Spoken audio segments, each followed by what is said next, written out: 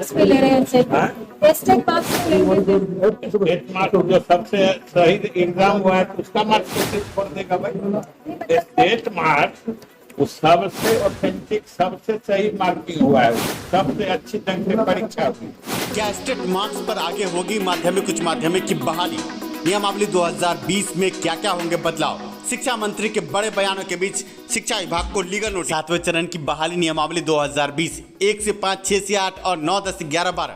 नियमावली 2020 में बदलाव की बड़ी तैयारी।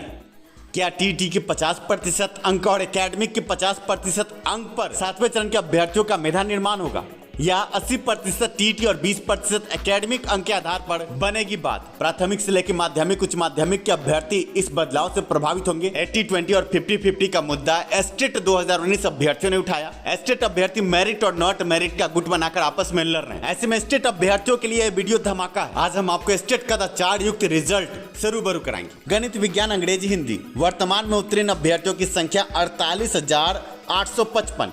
अगर परीक्षा रद्द नहीं होती तो यह आंकड़ा 1,15,000 होता। सिर्फ इन 4 विषयों में देखकर चौंकेंगे स्टेट अभ्यर्थी। आगे बने रहे वीडियो में एसटीईटी के मुद्दे पर बड़े खुलासे होंगे, पर पहले 7वें चरण के प्राथमिक शिक्षक बहाली से जुड़े अभ्यर्थियों के लिए बड़ी खबर। 5760/2022 21 जून 2022 को इस केस में बड़ी सुनवाई होने वाली है और आप देख सकते हैं 56 पेटिशनर इस केस में है। 6ठे चरण की बहाली पर खतरा मंडरा रहा है। क्या बहाली रद्द होगी? आप देख सकते हैं कि लीगल नोटिस भेजा गया हाईकोर्ट पटना द्वारा। ये कयास लगाया जा रहा है कि उच्च अधिकारियों को सशरीर उपस्थित होना होगा हाईकोर्ट पटना में। ऐसे में 100 पॉइंट रोस्टर का सीधे तौर पर उल्लंघन 6ठे चरण की बहाली में ये आरोप है सरकार और शिक्षा विभाग पर। और अब लीगल नोटिस हाईकोर्ट पटना द्वारा। आपको बता दें कि रोस्टर मुद्दे के केस में सरकार घिर रही। अगर 6ठा चरण रद्द हुआ तो 7वें में विलंब तय है। 21 जून 2022 को रोस्टर मुद्दे के केस में बड़ी सुनवाई होनी है। देखना यह है कि क्या निकल कर आता है। इस बीच 7वें चरण की बहाली पर शिक्षा मंत्री का आया है बड़ा बयान। क्या बयान आया है वो सुनिए। सभी चीजों की अंतिम परिणति 6ठे चरण से संबंधित जून तक हो जाने की उम्मीद है।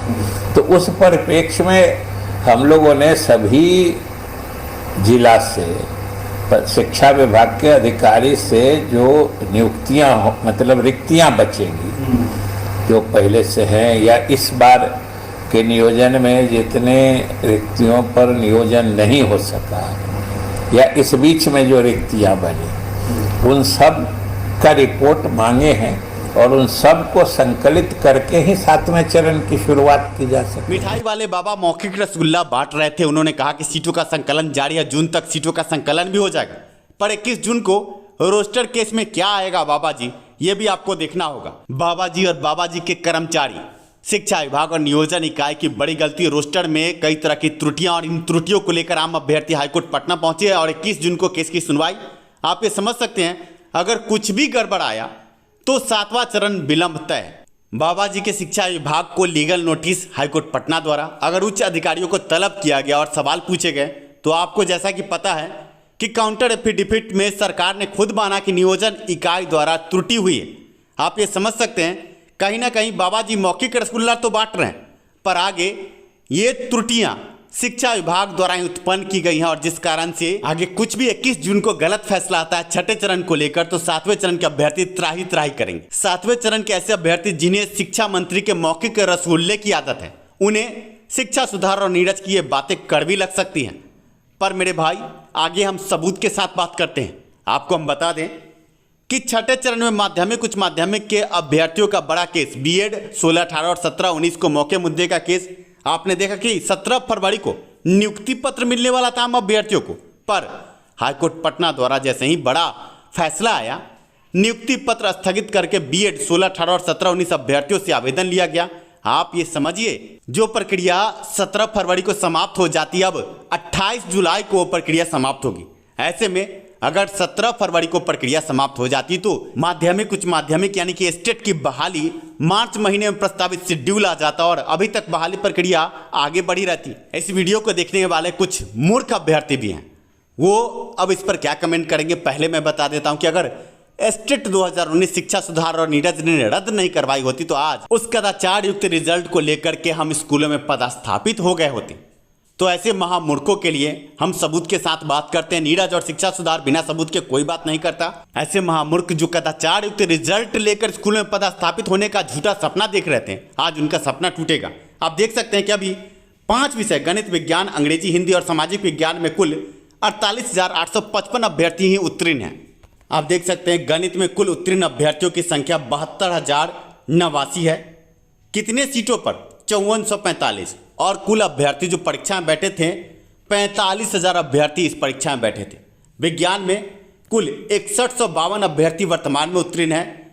5445 सीट पर 21,000 अभ्यर्थी परीक्षा में बैठे थे। अंग्रेजी में 4663 अभ्यर्थी, 5445 सीट पर 10,955 अभ्यर्थी परीक्षा में बैठे थे। हिंदी में 4,721 अभ्यर्थी अभी वर्तमान में उत्तीर्ण है 3,000 सीट पर। परीक्षा में कुल सम्मिलित अभ्यर्थियों की संख्या आप देख सकते हैं 17,729। अब बात करते हैं सामाजिक विज्ञान की।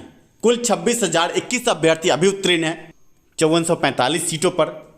आप देख सकते हैं कि सम्मिलित अभ्यर्थियों की संख्या 89,079 है। यह वर्तमान का रिजल्ट है।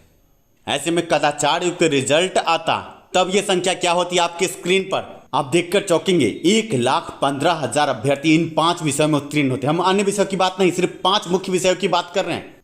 ऐसे में कदाचार युक्त रिजल्ट कैसा होता आपके स्क्रीन पर 45,000 अभ्यर्थी गणित में। आप समझ सकते हैं कि 45,000 में कम से कम 25,000 तो ऐसे होते जो न्यूनतम प्राप्तांक को पार करते, मतलब 67 और 75 अंक लाने वालों की संख्या 25,000 होती। तब आपके हालात क्या होते आप समझ सकते हैं कि 7289 अभ्यर्थी अभी गणित में उत्तीर्ण हैं। अगर कदाचार युक्त रिजल्ट आ जाता तो आपकी हालत धोबी के कुत्ते की तरह होती, ना घर का ना घाट का।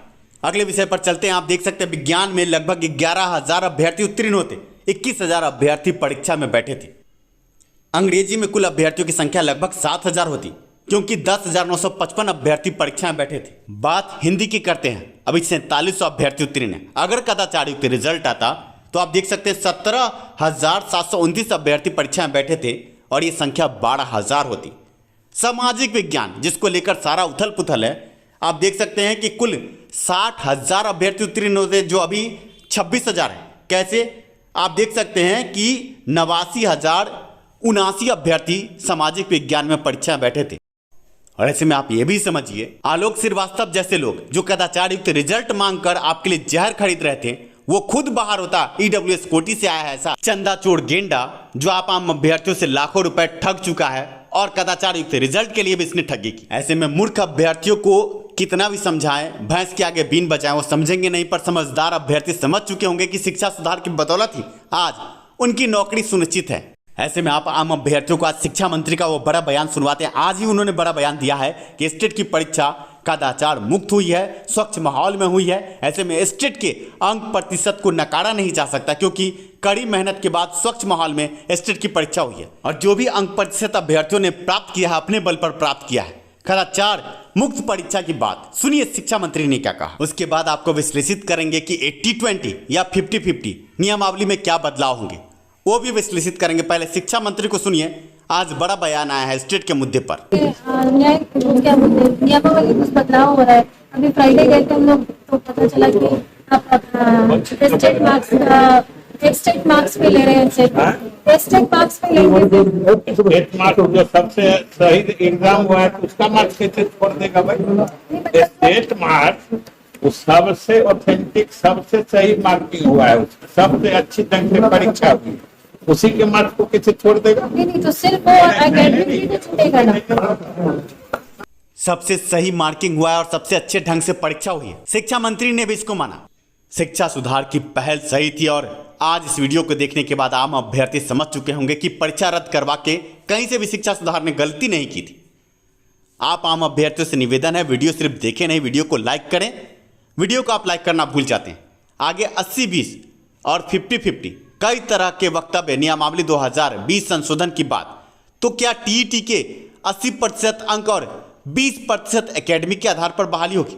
ये बात कैसे निकल कर आए, इसके लिए आपको हम राजस्थान ले चलते हैं। आप देख सकते हैं राजस्थान में 80% टीईटी के अंक के आधार पर और 20% एकेडमिक अंक के आधार पर शिक्षकों की बहाली होती है। अब देखना यह है कि राजस्थान और मध्य प्रदेश में जो फार्मूला अपनाया जाता है, क्या बिहार में भी ऐसे ही बहाली होगी? आगे प्राथमिक से लेकर माध्यमिक उच्च माध्यमिक तक की बहाली में नियमावली 2020 में संशोधन क्या 80-20 के फॉर्मूले पर होगा? ये भविष्य की गोद में है। पर आज शिक्षा मंत्री के वक्तव्य आपने सुने। उन्होंने कहा कि स्टेट के अंक प्रतिशत को नजरअंदाज नहीं किया जा सकता। स्वच्छ माहौल में परीक्षा हुई।